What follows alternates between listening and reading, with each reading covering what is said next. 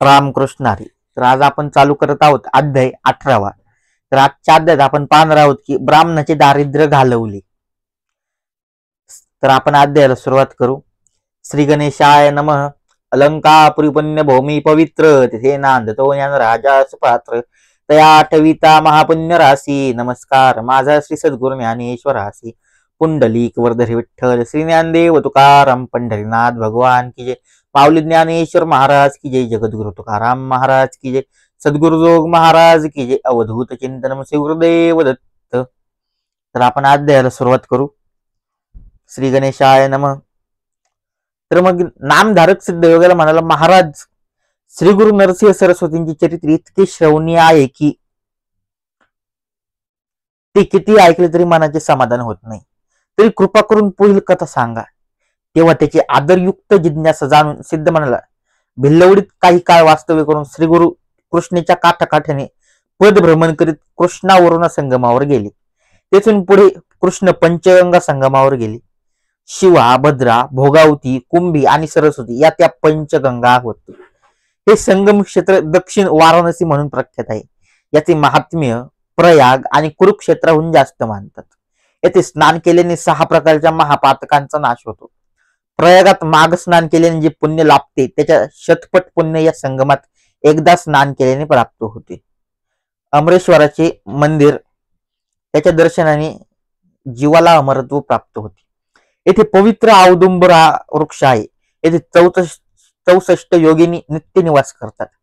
येथे गंगा व वेणी दक्षिण ग्रामी असून कृष्ण पश्चिमेकडे वाहते. येथील संगम षटकुळात शुक्लतीर्थ, पापविनाशी तीर्थ, काम्यतीर्थ, सिद्धवरत तीर्थ, प्रयाग तीर्थ, शक्तीतीर्थ, अमरतीर्थ व कोटीतीर्थ अशी 8 तीर्थे आहेत. कृष्णा, वेणी व पंचगंगा मिळून एकूण 7 नद्या आहेत. त्यांच्या दर्शनाने सर्व मनोकामना पूर्ण होतात. त्यांच्यात स्नान केल्याने अगणित पुण्य लाभ होतो. या कृष्णा पंचगंगा संगमावर श्रीगुरु काही काळ गुप्त रूपाने सामान्य येते रूपात राहिले. त्यानंतर त्यांचे महात्म्य लोकात प्रकट झाले.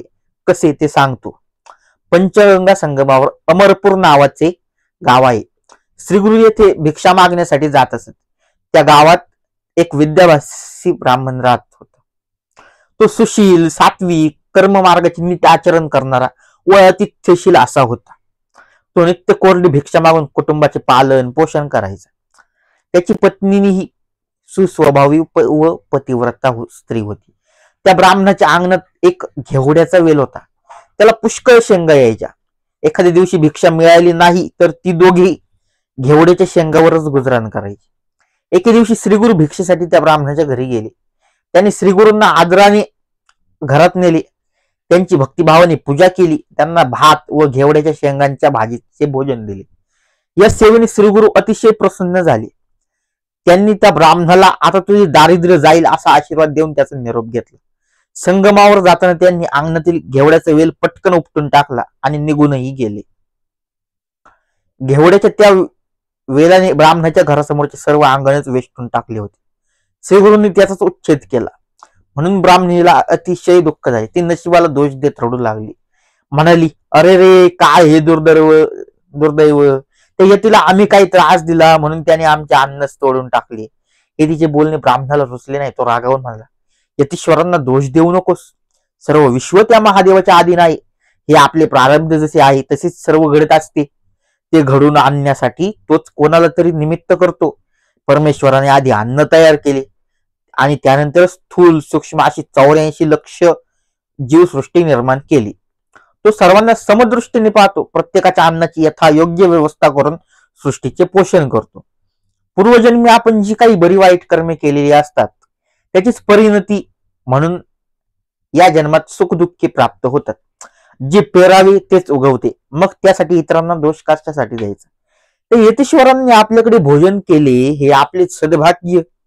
त्यांनी आपल्याला दारिद्र्य मुक्तीचा आशीर्वाद दिला असे असतानाही तू त्यांच्याबद्दल अनुचित बोलणे योग्य नाही. त्यानंतर ब्राह्मणाने तो सर्व वेल एकत्र करून नदीच्या पात्रात टाकला.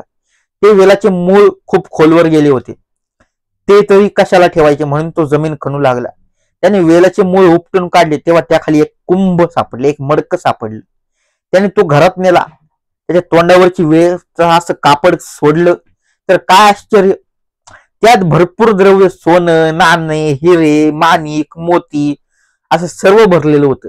ब्राह्मण व ब्राह्मणीच्या आनंदाला पारावार उरला नाही. श्रीगुरु आमच्यावर एवढे प्रसन्न झाले, त्यांनी आमचे दैन्य घालविले, ते ईश्वरी अवतार आहेत असे म्हणून ती दोघी यतीश्वरांचा जय जयकार करू लागली, श्रीगुरूंचा जय जयकार करू लागले. त्यानंतर ते दाम्पत्य संगमावर गेले. त्यांनी श्रीगुरूंना कृतज्ञतेने ते वंदन केले, त्यांची पूजा केली व घडलेले सर्व प्रकार सांगितलं. तेव्हा श्रीगुरु म्हणाले, या घटनेची कोठेही वाच्यता करू नका. जर बोललात तर आलेली लक्ष्मी निघून जाईल. माझ्याबद्दलही काही सांगू नका. तुमच्या वंशात लक्ष्मी अखंड नांदेल. तुमचे पुत्र पौत्र सुखात व आनंदात नांदतील. ते ऐकून ते दाम्पत्य धन्य झाले. श्रीगुरूंचा निरोप घेऊन घरी परतले. मग सिद्धयोगी म्हणाला, नामधारका, ज्याच्यावर गुरुकृपा होते त्याच्या घरी दैन्य राहतच नाही. म्हणून ज्याचे दैव चांगले त्याने श्रीगुरूंना शरण जाऊन त्याची भक्ती करावी. गुरुकृपेने इह परलोकी सौख्य प्राप्त होते, भक्ताचे कल्याण होते. अध्याय 18 समाप्त. लवकरात लवकर आपण अध्याय 19 घेऊन येत आहोत. तर व्हिडिओ आवडल्यास लाईक करा, शेअर करा, आणि तुम्ही जर आतापर्यंत आपल्या युट्यूब चॅनलला सबस्क्राईब केलं नसेल तर लवकरात लवकर जाऊन युट्यूब चॅनलला सबस्क्राईब करा आणि डेली अपडेटसाठी बेल आयकॉनवर क्लिक करा. पुंडलिक वरदहरी विठ्ठल, श्री ज्ञानदेव तुकाराम, पंढरीनाथ भगवान की जय, माऊली ज्ञानेश्वर महाराज की जय, जगद्गुरु तुकाराम महाराज की जय, सद्गुरु जोग महाराज की जय. अवधूत चिंतनम श्री गुरुदेव दत्त. राम कृष्ण हरी.